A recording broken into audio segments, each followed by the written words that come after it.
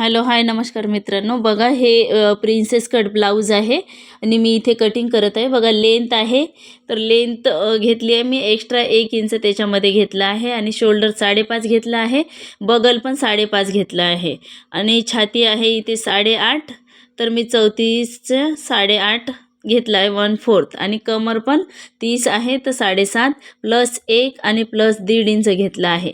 हे आहे margin 1.5 inch. तर बघा लक्ष द्या, या प्रकारे साध्या आणि सोप्या पद्धतीने प्रिन्सेस कट ब्लाऊज आहे आणि मी हे असं आखून घेतलं आहे आणि बगलमध्ये मी 1.5 इंचावरती असा पॉइंट देऊन मी बगलचा आकार राऊंड दिला आहे। बघा या प्रकारे आणि त्याच्यानंतर आता मी हे कटिंग करणार आहे। पण जे शोल्डर आणि बगलचा माप आहे ते चेस्टनुसार घेते किंवा बॅक साईडच्या गळ्यानुसार घेते, त्याचा पण मी चार्ट सांगेन तुम्हाला की किती चेस्ट राहिली तर किती बगल घ्यायचं किंवा शोल्डर किती घ्यायचं, ते गळ्याच्या लेंथवर डिपेंड असते। तर बघा हे प्रिन्सेस कट ब्लाऊज आहे।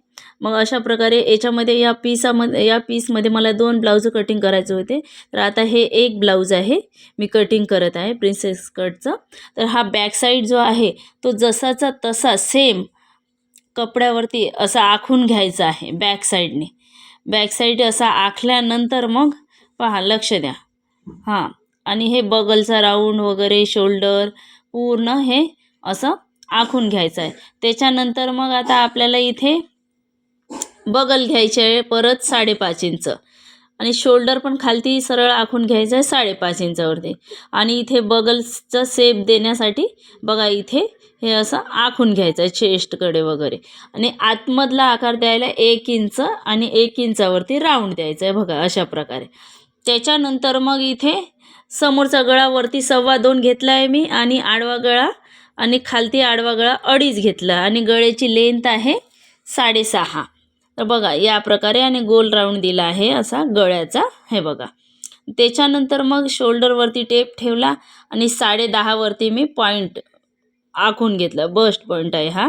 त्याच्यानंतर 3.25 आखला आहे, सरळ लाईन ओढली आणि ते बगलकडनं अशी राऊंड दिला, राऊंड शेप 1.5 इंचाचा टक्स द्यायचा आहे बघा। प्रिन्सेस कटमध्ये थोडा असा राऊंड द्यायचा, बघा कसा राऊंड दिला आणि तोच 1.5 इंच साईडनी वाढवून घ्यायचा आहे बघा। साईडने 1.5 इंच असा वाढवला की वरती पावडीभर वाढवायचा आहे आणि तिरछी लाईन द्यायची आहे। डायरेक्ट कपड्यावरती कटिंग आहे माझी, प्रत्येक कटिंग डायरेक्ट कपड्यावरतीच राहील। जसं कटोरी ब्लाऊज आहे, प्रिन्सेस कट आहे, 1 टक्स आहे, 4 टक्स आहे, क्रॉसपट्टी, ट्रान्सपरंट, कुठलंही ब्लाऊज किंवा ड्रेस पेपर कटिंग न करता मी डायरेक्ट कपड्यावरच सांगत जाईल।